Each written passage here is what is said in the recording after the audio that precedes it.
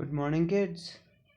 Today we are going to talk about our bios chapter number 3, reproduction.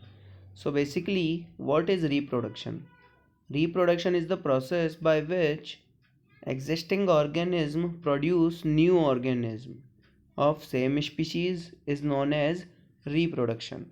And according to the language of work, the production of new organism from the existing organism of the same species is known as reproduction. Okay अब आगे हम बात करें types of reproduction की. देखिए there are two types of reproduction, asexual and sexual. ठीक है. Asexual reproduction is that reproduction in which a single parent produce new organism without the involvement of sex cells.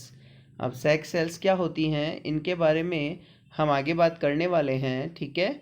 So sex cells के बिना जब आपका parent organism नए organism को produce कर देता है तो उस प्रोसेस को हम कैसे कहते हैं asexual reproduction. Okay. Now there are 6 types of asexual reproduction: fission, budding, spore formation, regeneration and fragmentation and vegetative propagation. Okay, so first we will talk about fission. What is fission? In the process of fission, a unicellular organism splits to form two or more new organism. इसके अंदर होता क्या है बेटा, एक single organism parent organism आपका split हो जाएगा और दो या दो से ज़्यादा नए ऑर्गेनिज्म को फॉर्म कर देगा. ये बेसिकली आपके होता है यूनिसेल्युलर ऑर्गेनिज्म के अंदर. Unicellular organism like amoeba, paramecium etcetera. इसके भी टू टाइप्स होते हैं, बाइनरी एंड मल्टीपल फिजन. अब बाइनरी फिजन कौन सा होता है? In binary fission the parent organism splits और divide to form two new organism. अब देखिए जैसे बाइनरी नंबर सिस्टम जो होता है उसमें बेस वैल्यू होती है 0 एंड 1, तो ओनली 2 होती है उसके अंदर. ठीक है. तो उसी के बेस पे हमने इसका नाम क्या रख दिया, बाइनरी फिजन. कि बाइनरी फिजन ऐसा फिजन होगा जिसमें पेरेंट ऑर्गेनिज्म 2 न्यू ऑर्गेनिज्म को फॉर्म करेगा. ठीक है. यहाँ पे बेटा यहाँ देखिए अमीबा का दिख रहा है आपको डायग्राम. ठीक है. देखिए अमीबा पहले आपका सिंगल एक पेरेंट सेल था, वहाँ से क्या हुआ, पहले न्यूक्लियस का डिवाइडेशन हुआ, न्यूक्लियस का होने के बाद में साइटोप्लाज्म का हुआ, साइटोप्लाज्म का होने के बाद में 2 डिफरेंट न्यू डॉटर ऑर्गेनिज्म का फॉर्मेशन हो गया. ठीक है. क्लियर है ये बात? ओके. आगे देखिए बेटा बात आती है मल्टीपल फिजन की. तो मल्टीपल फिजन में क्या होगा, इसमें पेरेंट ऑर्गेनिज्म जो है वो आपके स्प्लिट हो जाएंगे और मैनी न्यू ऑर्गेनिज्म को एक ही टाइम पे फॉर्म कर लेंगे. इसका एग्जांपल आपका ये रहा. यहाँ देखिए ये बेसिकली होता है आपका प्लाज्मोडियम में. अब प्लाज्मोडियम में क्या होता है बेटा, या तो प्लाज्मोडियम का ले लो या आप ईस्ट आती है आपकी YEAST, ईस्ट. ठीक है. ईस्ट के अंदर भी बेसिकली यही होता है, या तो प्लाज्मोडियम ले लो या ईस्ट ले लो. इनमें होता है मल्टीपल फिजन. अब होता क्या है, एक सिंगल पेरेंट जो ऑर्गेनिज्म होती है वो अपने सेल के चारों तरफ एक प्रोटेक्टिव लेयर फॉर्म करती है like this red one. This is known as cyst. Okay. अब सिस्ट के अंदर क्या होता है, एक जो सिंगल पेरेंट ऑर्गेनिज्म है वो मल्टीपल टाइम्स फिजन होता है, उसका मल्टीपल टाइम्स वो ब्रेक होती है और ब्रेक होके क्या होता है, जो प्रोटेक्टिव लेयर बनी हुई थी वो टूट जाती है, रप्चर हो जाती है. ठीक है. जैसे देखिए यहाँ पे हो गई. तो ये रप्चर होने के बाद में क्या होता है, ये नए ऑर्गेनिज्म जो हैं आपके सिस्ट से बाहर आ जाते हैं और ये एनवायरनमेंट में मूवमेंट करने लगते हैं. तो बेसिकली प्लाज्मोडियम जैसे जो आपके यूनिसेल्युलर ऑर्गेनिज्म हैं उनके अंदर इस टाइप का सेल डिवीज़न होता है. ठीक है. अब प्लाज्मोडियम जो है आपका मलेरिया पैरासाइट, मलेरिया के लिए रेस्पॉन्सिबल होता है. आगे बात करें बेटा बडिंग के बारे में. तो budding a small part of the body of a parent organism grows out as a bud. ठीक है. बडिंग में होता क्या है, पेरेंट ऑर्गेनिज्म की बॉडी से एक स्मॉल आउटग्रोथ बाहर निकलता है जिसे क्या कहते हैं, बर्ड. अब देखिए बर्ड की यहाँ पे मैंने प्रॉपर डेफिनेशन भी बता दी है कि bud here means a small outgrowth from the body of a living organism. ठीक है. कि लिविंग ऑर्गेनिज्म की बॉडी से जो स्मॉल आउटग्रोथ बाहर निकलता है उसी को हम बर्ड कहते हैं. Which then detaches and become a new organism, जो बाद में डिटैच हो जाता है और नई ऑर्गेनिज्म का फॉर्मेशन कर लेता है। एग्जाम्पल के लिए यहाँ देखिए बेटा, हाइड्रा का आपके सबसे अच्छा एग्जाम्पल है। सबसे पहले देखिए ये यहाँ से ये जो निकल रहा है दिस इज बड, ठीक है। थोड़ा सा टाइनी बम्प अपीयर हुआ, टाइनी बम्प अपीयर होके ये बड की फॉर्म में कन्वर्ट हो गया, बड ग्रो करके पेरेंट ऑर्गेनिज्म की तरह बन गया और बाद में देखो यहाँ से डिटैच हो गया, ये दोनों अलग अलग हो गए, ठीक है। तो this type of this type of reproduction is known as budding. Okay, now the next one is spore formation. What is spore formation? In spore formation, the parent plant, यहाँ से देखिए बेटा, in spore formation, the parent plant produces 100 of microscopic reproductive units called spores. ठीक है, when the spore case of the plant bursts, then the spores spread into air. When these airborne spores land on food under favorable condition like damp and warm condition, they germinate and produce new plants. अब यहाँ पे देखिए होता क्या है, basically spore formation समझने से पहले स्पोर्स को समझना पड़ेगा कि स्पोर्स होते क्या हैं। तो spores are the microscopic asexual reproductive bodies. ये जो है माइक्रोस्कोपिक होती हैं, एसेक्सुअल रिप्रोडक्टिव बॉडीज होती हैं जो एक हार्ड प्रोटेक्टिव कोट के थ्रू कवर्ड रहती हैं। अब इसमें होता क्या है, स्पोर फॉर्मेशन में पेरेंट प्लांट जो है बहुत सारी माइक्रोस्कोपिक रिप्रोडक्टिव यूनिट्स को जनरेट करता है और जिस स्पोर केस के अंदर ये पैक रहते हैं, जब वो स्पोर केस फटता है तो जो स्पोर्स हैं वो एयर के अंदर चले जाएंगे और ये जो एयरबॉर्न स्पोर्स हैं ये या तो फूड पे या सॉइल पे लैंड करेंगे फेवरेबल कंडीशंस के अंदर। फेवरेबल मतलब जहाँ पे ये ग्रो कर सके, ठीक है। अब फेवरेबल कंडीशन हो गई like damp and warm condition, ठीक है।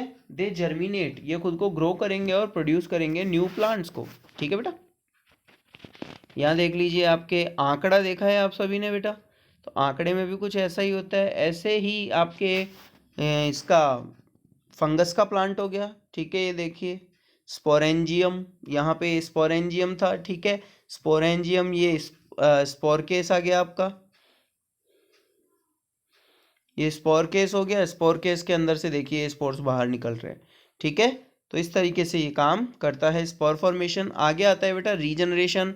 यहाँ पे आपको जो डायग्राम देखने को मिल रहा है ये प्लेनेरिया है बेटा। एक्चुअल में इस ऑर्गेनिज्म को कहा जाता है प्लेनेरिया, ठीक है। तो ये प्लेनेरिया जो होता है इसमें होता है रीजनरेशन। अब रीजनरेशन क्या है? The process of getting back a full organism from its body parts is called regeneration, ठीक है। A planaria is a flatworm which is found in freshwater ponds and slow-moving streams. Planaria possesses great power of regeneration. If the body of planaria somehow get cut into a number of pieces, then each body piece can regenerate into a complete planaria by growing all the missing parts. अब यहाँ पे देखो बेटा, इस diagram के अंदर पहले एक सिंगल प्लेनेरिया था, किसी भी रीज़न की वजह से ये 1, 2 एंड 3 पार्ट्स के अंदर कट हो गया, ठीक है। आफ्टर सम टाइम हमने क्या देखा कि ये जो कटेड पार्ट्स थे इन्होंने खुद ने एक नए प्लेनेरिया को जनरेट कर लिया। तो ये जो फर्स्ट प्लेनेरिया था जो अनकटेड था वो था अपना पेरेंट प्लेनेरिया, ठीक है। अब यहाँ से देखो एक ही से 3 अलग अलग बन गए, ठीक है। तो ये हो गया बेटा आपका डॉटर प्लेनेरियाज, ठीक है। एक से ही 3 बन गए, जितने पीस करोगे उतने ही ये क्या कर लेगा, नए प्लेनेरिया को जनरेट कर लेगा। आगे आता है बेटा अपना फ्रेगमेंटेशन। तो फ्रेगमेंटेशन क्या होता है? The breaking up of a body of a simple multicellular organism into 2 और more pieces on maturing, each of which subsequently grows to form a complete new organism is called fragmentation. अब देखिए हो क्या रहा है, spirogyra आपका एक ऐसा मल्टी सेल्यूलर ऑर्गेनिज्म है जिसके अंदर क्या होता है बेटा, मैच्योर होने पे ये खुद ब खुद ब्रेक हो जाता है। जैसे आपके फिजन में ब्रेक हो रहा था मैच्योर होने पे, वैसे ही यहाँ पे जब ये मैच्योर हो जाता है तो ये खुद ब खुद ब्रेक हो जाता है 2 पार्ट्स में या 3 पार्ट्स में, ठीक है। और ये खुद टूट के क्या करते हैं, नए स्पायरोगायरा को जनरेट कर लेते हैं। अब एक मेन डिफरेंस देखिए आप कि फिजन में और यहाँ पे जो आपका फ्रेगमेंटेशन है उन दोनों में मेन क्या डिफरेंस है बेटा। फिजन में होते हैं यूनिसेल्यूलर, ठीक है, फिजन में होते हैं कौन से, यूनिसेल्यूलर फिजन। पर ये हम क्या पढ़ रहे हैं, फ्रेगमेंटेशन। फ्रेगमेंटेशन में होते हैं मल्टी सेल्यूलर ऑर्गेनिज्म। ये इन दोनों में मेन डिफरेंस है कि फिजन में यूनिसेल्यूलर और फ्रेगमेंटेशन में मल्टी सेल्यूलर ऑर्गेनिज्म प्रेजेंट होते हैं। आगे आता है हमारा इसमें लास्ट वेजिटेटिव प्रोपोगेशन। अब वेजिटेटिव प्रोपोगेशन क्या होता है, in vegetative propagation new plants are obtained from the parts of old plants like stem, root and leave without the help of any reproductive organ. देखिए प्लांट्स के अंदर different different reproductive organs होते हैं आपके, ठीक है, या तो मेल या फीमेल, बट उनकी हेल्प के बिना ही हमने क्या किया, स्टेम से या रूट से या लीव से नए प्लांट को जनरेट कर लिया। So this type of growth of plant is known as vegetative propagation. यहाँ पे देखिए कुछ एग्जांपल बताए हैं मैंने कि देखिए रूट्स के थ्रू पोटैटो में हम नया प्लांट जनरेट कर लेते हैं, ठीक है। इसके अलावा ब्रायोफाइलम,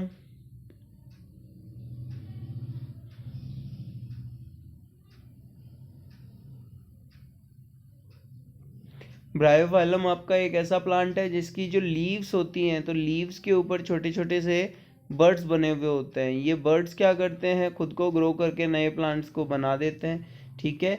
तो ये हो गया आपका वेजिटेटिव प्रोपोगेशन। लास्ट आता है बेटा आपका आर्टिफिशियल प्रोपोगेशन ऑफ प्लांट्स।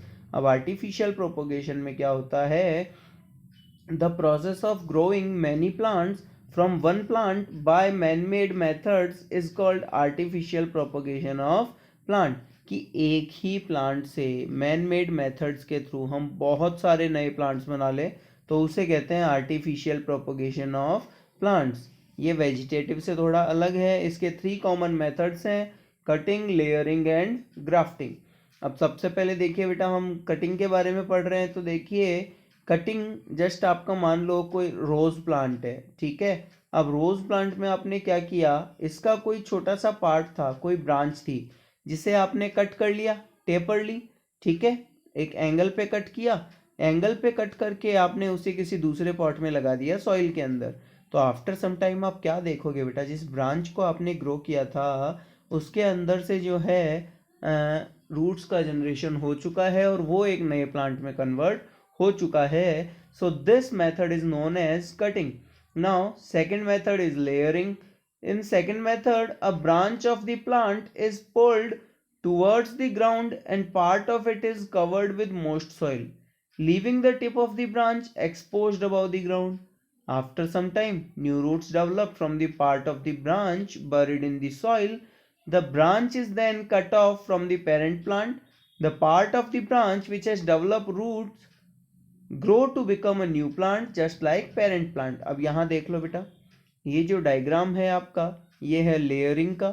इसमें होता क्या है, देखिए एक पेरेंट प्लांट था, पेरेंट प्लांट से मैंने एक छोटी सी इसकी ब्रांच को ज़मीन में दबा दिया, ठीक है। कुछ पोर्शन इसका बाहर रहने दिया, कुछ पोर्शन इसका ज़मीन में दबा दिया, बिना पेरेंट प्लांट से डिटैच किए हुए, ठीक है। देखो मैंने डिटैच नहीं किया है, अभी भी जुड़ी हुई है, आप देख सकते हैं, ठीक है। आफ्टर सम टाइम जिस पार्ट को हमने सॉइल में बरीड किया था, जमीन में दबाया था, वहां से क्या हुआ, रूट्स का फॉर्मेशन हो गया, ठीक है। अब रूट्स का फॉर्मेशन हो गया और यहाँ से देखो नए प्लांट का फॉर्मेशन हो गया, ठीक है बेटा। तो ये मेथड अपना कहलाता है लेयरिंग। लास्ट आता है बेटा grafting. So grafting is a method in which the cut stem of 2 different plants, one with the roots and other without roots, are joined together in such a way that the 2 stems join and grow as a single plant. This new plant will have the characteristics of both the original plants। ठीक है, इसी को हम क्या कहेंगे, grafting कहेंगे। अब grafting में होता क्या है, एक पार्ट जिसके रूट्स होती हैं उसे तो हम कहते हैं स्टॉक, कि प्लांट का वो पार्ट जिसका हमने रूट्स वाला पोर्शन लिया है वो तो है स्टॉक, और जिसका बिना रूट्स वाला पोर्शन लिया है, जिसके सिर्फ स्टेम ही था, उसे कहते हैं सियोन, ठीक है। तो यहाँ देख लो बेटा, ये बिना रूट वाला पार्ट ये है सियोन, रूट वाला पार्ट ये है स्टॉक। अब हमने दोनों को क्या किया, एक दूसरे के साथ में अटैच कर दिया, ठीक है। अटैच करके इन्हें हमने एक कॉटन के गीले कपड़े से बांध दिया और वैक्स कर दिया। अब इससे क्या होगा, जिन डिफरेंट डिफरेंट प्लांट से मैंने इन दोनों को लिया था उन दोनों की प्रॉपर्टीज नए प्लांट के अंदर प्रेजेंट होगी बेटा, ठीक है। अब इसके एडवांटेजेस क्या हैं, तो एडवांटेजेस में पहला है new plants produced by artificial vegetative propagation will be exactly like the parent plants, ठीक है, कि जो नए प्लांट प्रोड्यूस होंगे आपके आर्टिफिशियल वेजिटेटिव प्रोपगेशन से वो पेरेंट प्लांट की तरह ही होंगे, ठीक है। The fruit tree is grown from seeds में take many years before they start to bear fruit, but the fruit trees grown from cutting or by grafting start to bear fruit much earlier, ठीक है। अब देखिए बेटा ये कहना क्या चाह रहे हैं कि आपके अगर आप सीड से कोई भी फ्रूट वाला प्लांट ग्रो करोगे तो वो काफ़ी सारे ईयर्स ले लेगा फ्रूट देने में, ठीक है। पर ग्राफ्टिंग या कटिंग से आप अगर कोई प्लांट बना रहे हो तो वो जो है कुछ ही सीजन के बाद में आपको फ्रूट्स देना स्टार्ट कर देगा, ठीक है।